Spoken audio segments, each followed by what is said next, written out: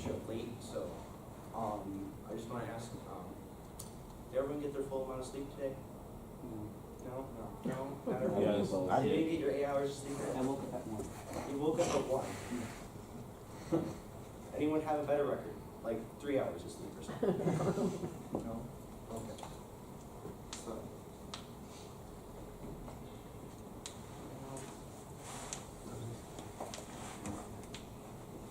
we got like 1 minute still, I guess. We can talk about anything, I guess. Does anyone have a story to say about something on the plane, like somebody like kicking them in the back or something?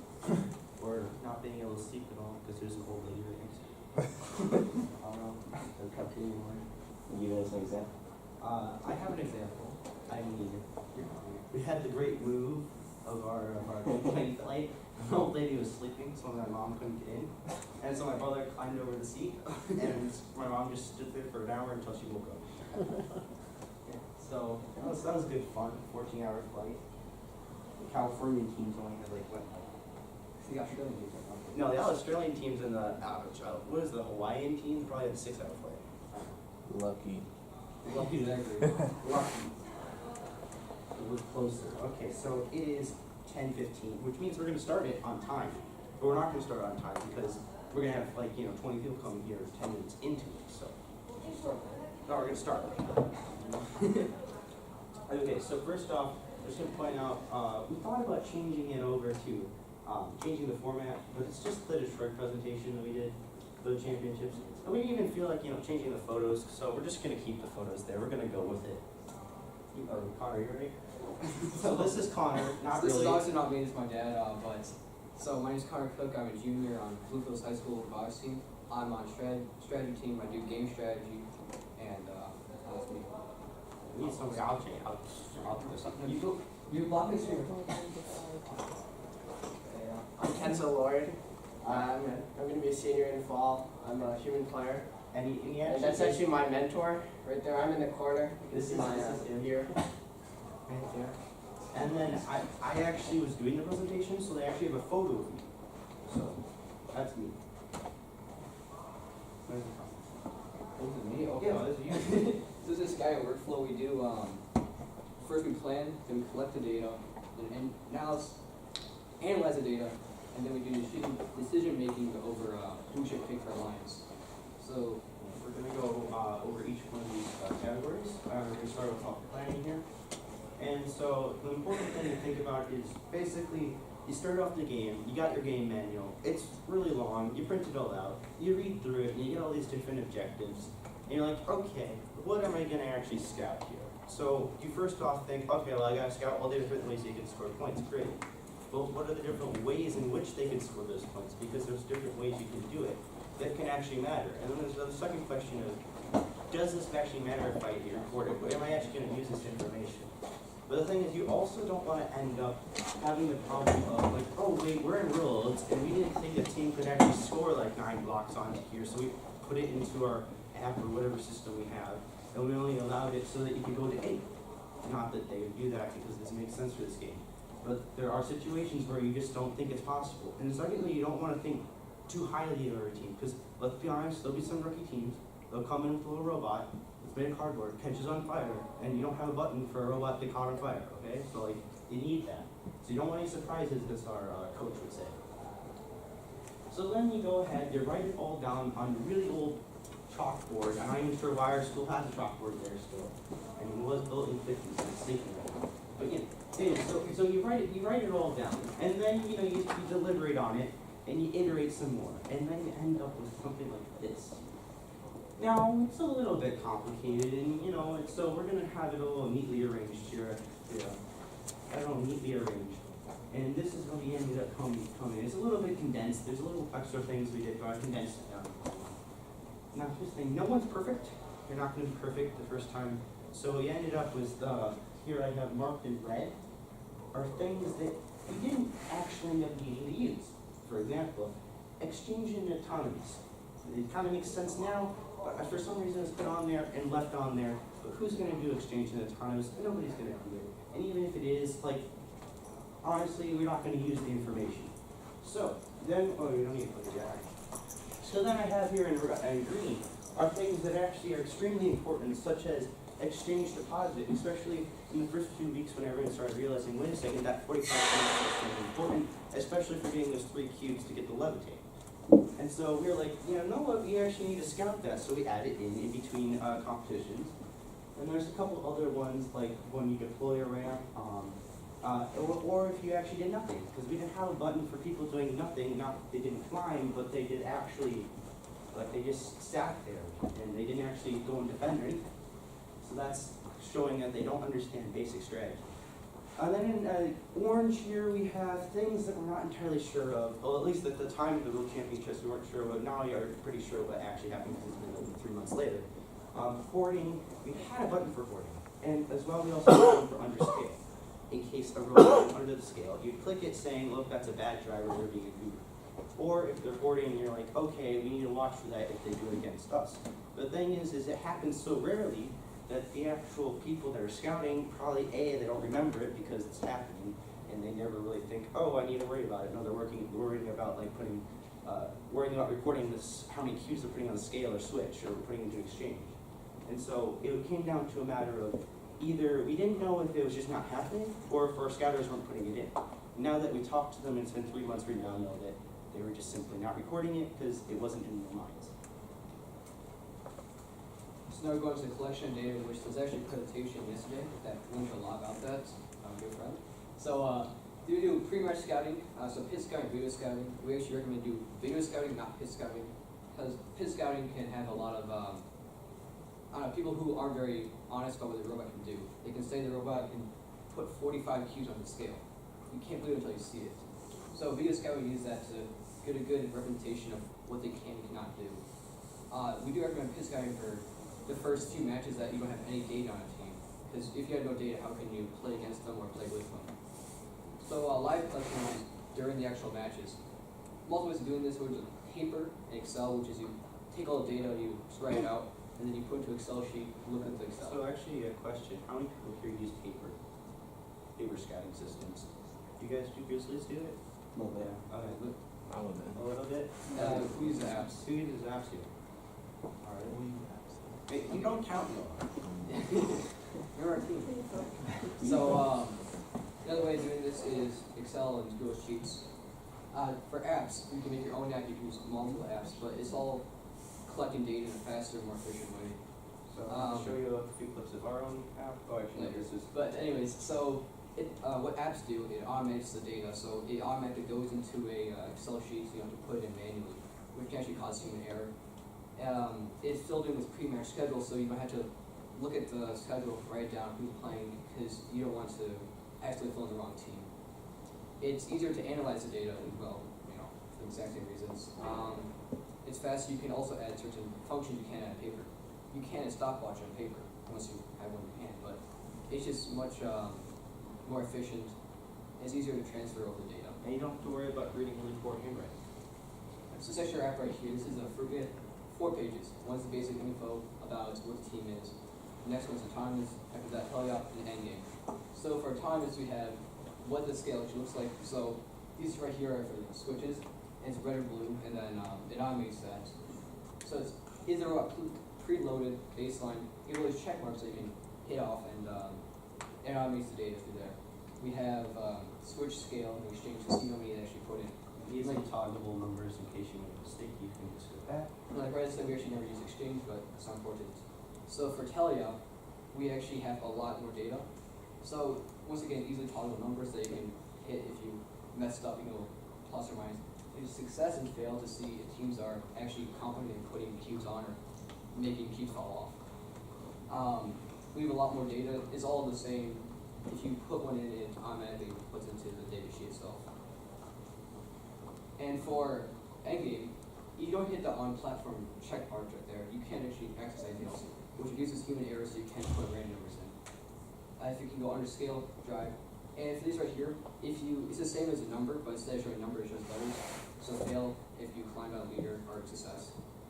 And then we have stopwatch on the bottom, which you can't do with paper.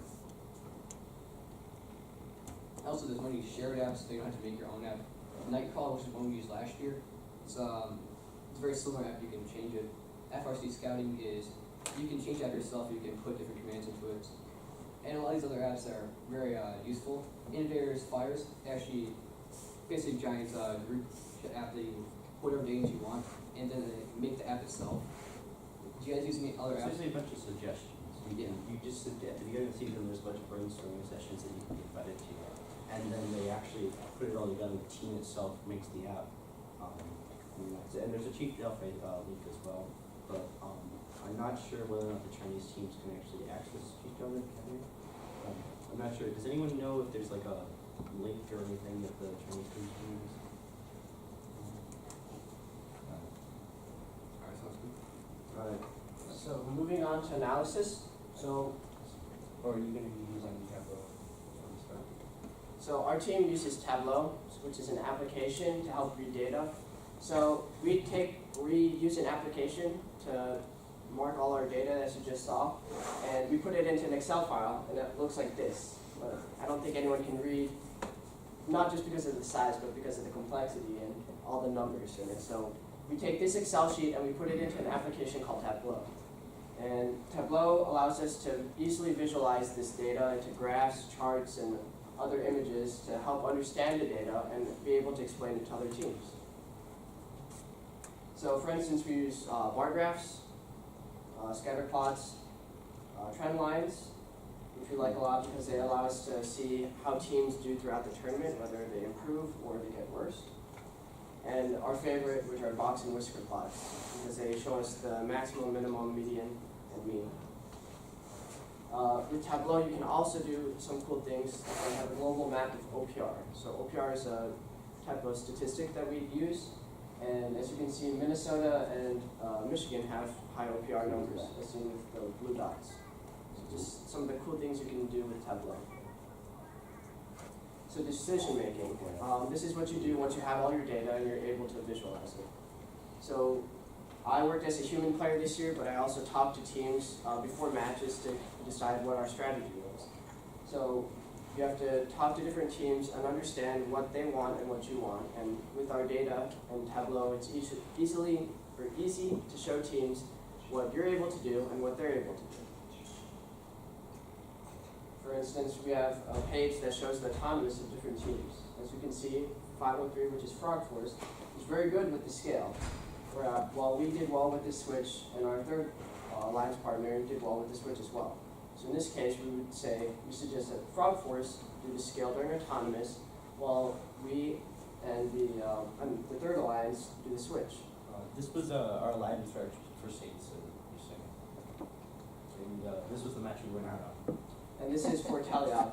So the yellow lines represent the scale capabilities of the robots, while the green lines show the exchange capabilities.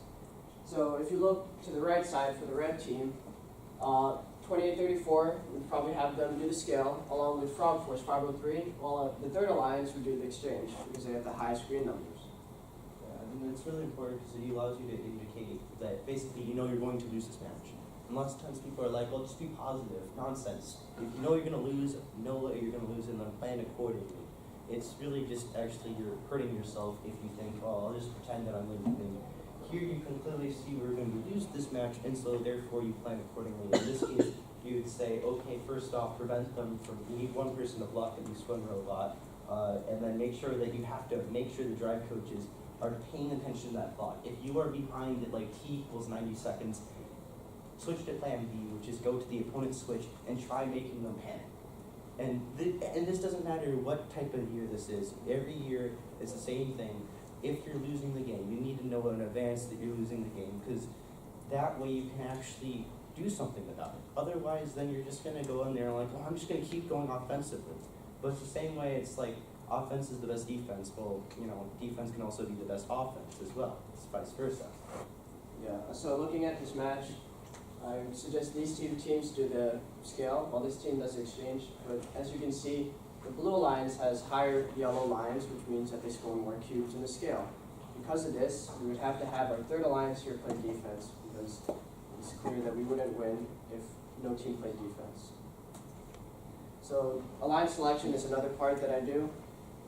Using our Tableau app, we create, and using our data and Tableau, we create lists of the best teams for autonomous cube output, and climbing. And with those lists, we create our preferred list of teams. So we take the top 8 teams from all the matches, and we line them up, and we say, what does this team want? And we find a team that matches that, and we try to project which team they'll pick. So pretty much we try to do a mock draft to see, what teams are available when we pick, or where we think we will be picked. So we like to use box and whisker plots for this because they show us the maximum and minimum of teams to see if they're really consistent or if they're just kind of a one-hit wonder. You don't want to, when you're making a list, you don't want to just use the top data that they have. Necessarily depends on what the game is. But in this case, depending on the way that the game's going, you can just abandon your objective because you've already taken it for enough time that it doesn't matter if the other team takes it, as long as you don't use an extra power up or something. And so it depends on the particular match in this instance, which is why we use medians and to actually indicate what the actual normal amount that they're going to actually output.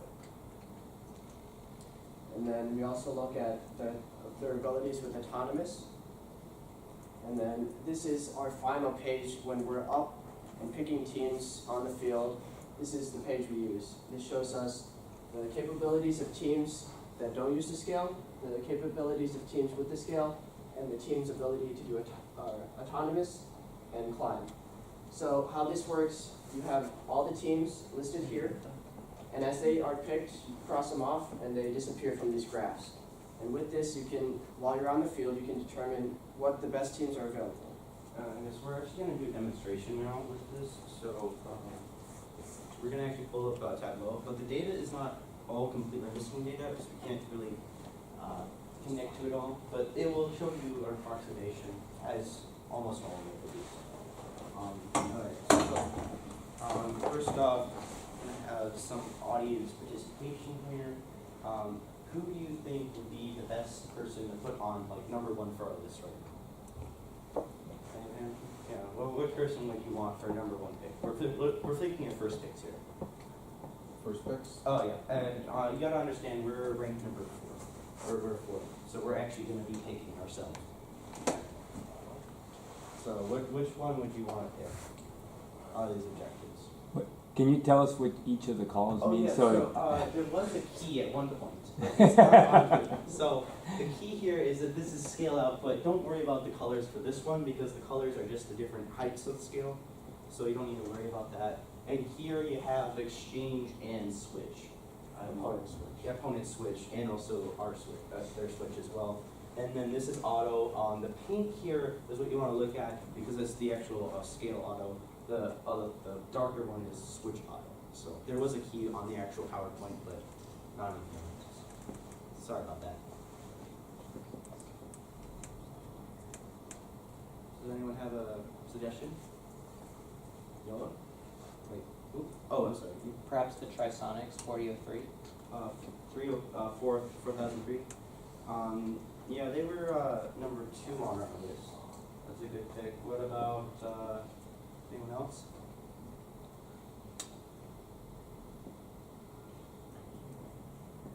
Come on, there's got to be somebody out here. well, I would say either 2070, probably 2075, but 2075. tell, I don't see 4967 doesn't do the scale from what I can tell. Yeah, so here's actually our actual pick list here. I wrote it down on this whiteboard here ahead of time. And you can see here that we did have them higher up, but the problem is they didn't actually climb. So since they can't climb, you have to cross them out. We had 4003 up there, but the thing is, we saw them at the actual state competition. We saw them talking to the head people, which is 2771. And so we had to cross these 2 teams out as well, which meant that you were left with these teams up here. And that was the question of whether or not we were going to actually, whether or not 85 was going to go ahead and pick us, or if they picked us, would you say no to them?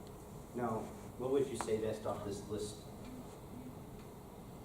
Based off this list, would you say yes or no? No? Yeah, that was our thought process as well. They're not high enough up, and the thing is because there's multiple teams here, whichever one they pick, we still have a better option pairing up with them.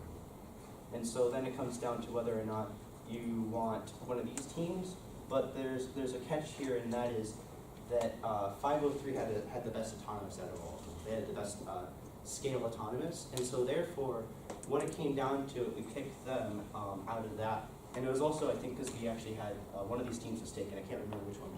We can go up to it now. And the thing about this, though, is after you're all done, you can cross off all the teams. I'm not sure if you want to go through it now, but when you cross them all out, you now have everything for third picks. Now you're not up there and they start playing the Jeopardy music, saying when you're trying to figure out which team's left out. So that's the benefit of using Tableau.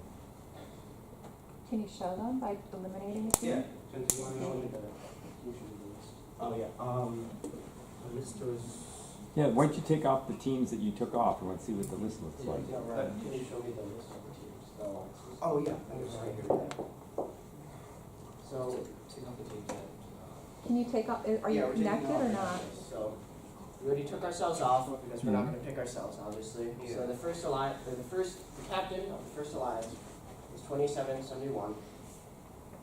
So we take them out. So the first team they picked was 3538. So we take them out. Team 85 is the second captain, so we take them out. Then they picked 2075. Next, Trisonics 4003 was the third captain, and they picked 3098.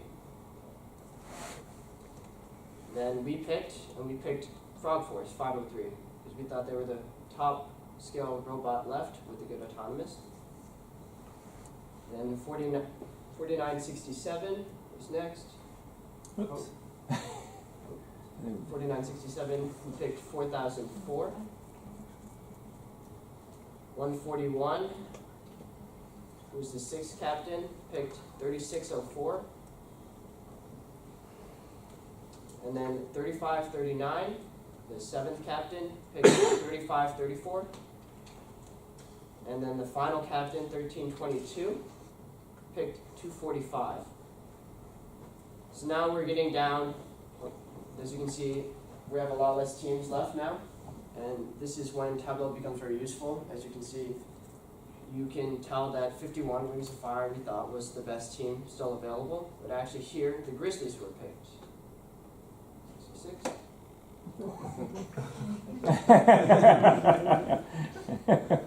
So then we have Wings of Fire. We have this top scale team with good autonomous.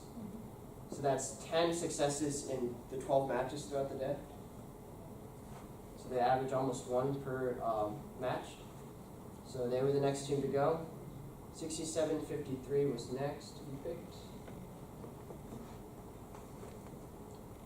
Sorry, we're missing a few teams here. And then 5843.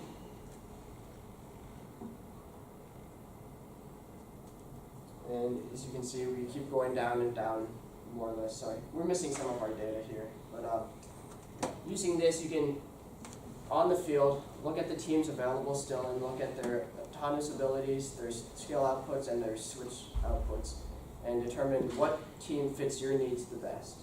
For instance, if you really liked and you valued exchange, you could pick the Copperbots here. If you really valued scale and wanted a third scale robot, you could pick the Lotobots. And looking at this, the Copperbots also have a strong autonomous, so they're a strong pick at this point. So using this, you can determine what teams you want to pick and easily not have to cross out names or try to pick a team that's already been picked. Go back to the presentation.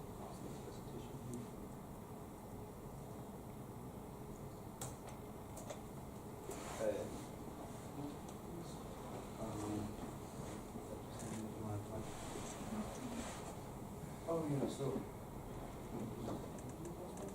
Sure. So to get started, you have to obviously create a strategy team or pick a few kids to start on your strategy. You have many different options, but initially you just have to decide how do you want to collect the data. Do you want to do paper and pencil? Do you want to use Excel? Do you want to make an app? once you decide that, you can create an app or figure out what data points you want to scout throughout the year. And then you can, so our team, we have a few strategists like Riley and Connor who work with our app team to create an app with the different data points that we want to collect throughout the year.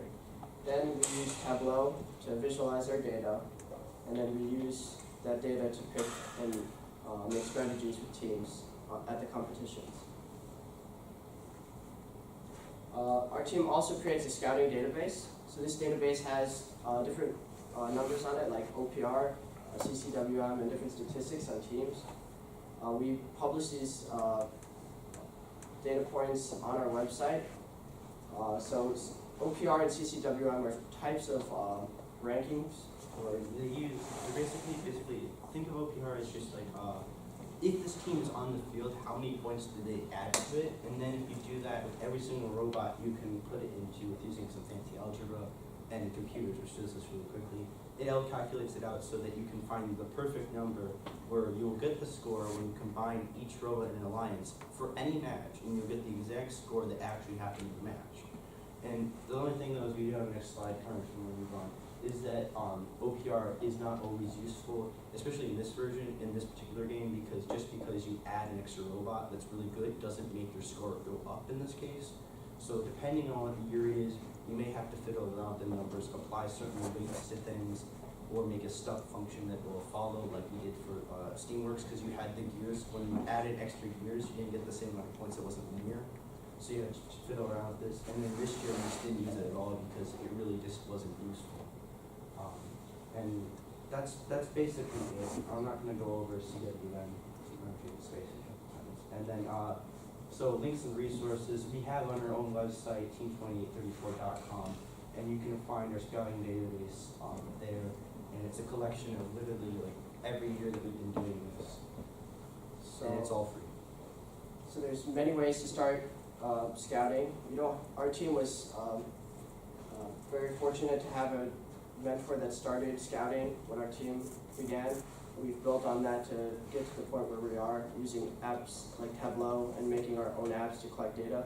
But a very easy way for teams to get started with scouting and to get started with strategy is to use scouting databases like ours and other teams where you can use CCWM and OPR to determine the top teams on fields and then try to create strategies around those.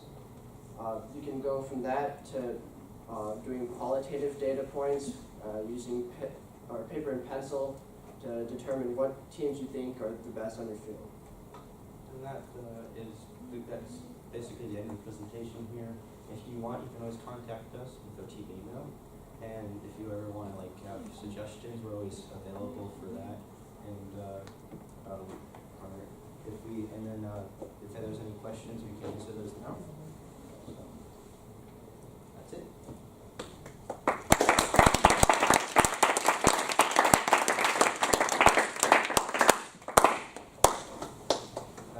What's your question? So when you're sharing the Tableau with other teams, when you're talking about strategy, are you doing it on a tablet, a laptop? How are you doing it? And then how do you get the information into that, whatever device you're using? Okay, yeah, so we have 6 tablets in the stands, and those 6 tablets each have one kid, and they're taking data of matches on the field.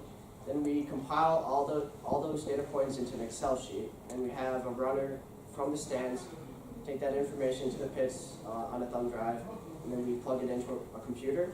The Tableau app is on our computer. We put the data in, and it visualizes. And then when we share with teams, we use our computers, and we show the graphs and explain it to them. Any other questions? Do you guys write a new app every year for this? Normally, yes, but like we said in the presentation, like 2017, we didn't have time to make an app. So, maybe it wasn't time, but they just didn't desire to make their own app. And because there's so many other people making their own apps, it's easy just to take the software and then modify it so it meets our custom needs. So yeah, we usually do make our own app this year. We don't have to. It's just the point of why we listed all those different ways. So. Okay.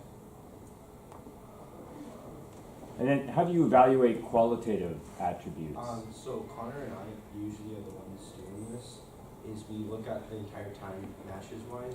We look at which robots are, what we're analyzing is drive patterns because we don't have that. We're looking at way to do this through the app as well now, because we saw this one team, I forget what the team name was, but they actually had it set up so you could actually track the field in itself with your finger, so that you could drive, with your finger you can track where the robot's going, and this of course could change color with time.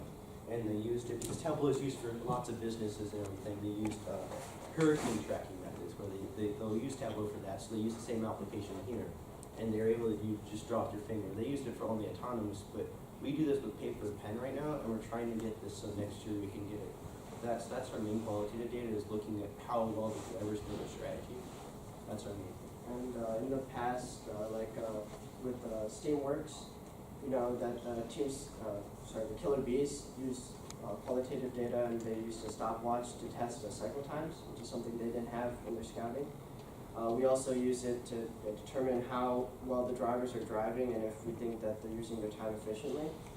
And when we're creating our master list of our best teams, when we get stuck between two teams that we think are pretty equal, we look to our qualitative data to try to see if one is better than the other. It's also useful in case of we also note down what the robot looks like. So if the robot's made of wood or cardboard right at that point, that doesn't mean they're bad necessarily, but what will often happen is if you don't have good data, and it's usually obvious, you can tell, but you'll sometimes end up where some teams are really high up on the list. You're like, why in the hell is this team up on the list when I've seen them die 5 times and then caught on fireballs? And you look at that and you're like, wait a second, something's going up here. And then you can go and talk to your scouters and fix that. But then when you're in the actual meeting, you know that that data is garbage there. And you can plan accordingly there and realize that you're not going to make a list based off of bad data, so you can ignore that bit. So it's useful in that way as well.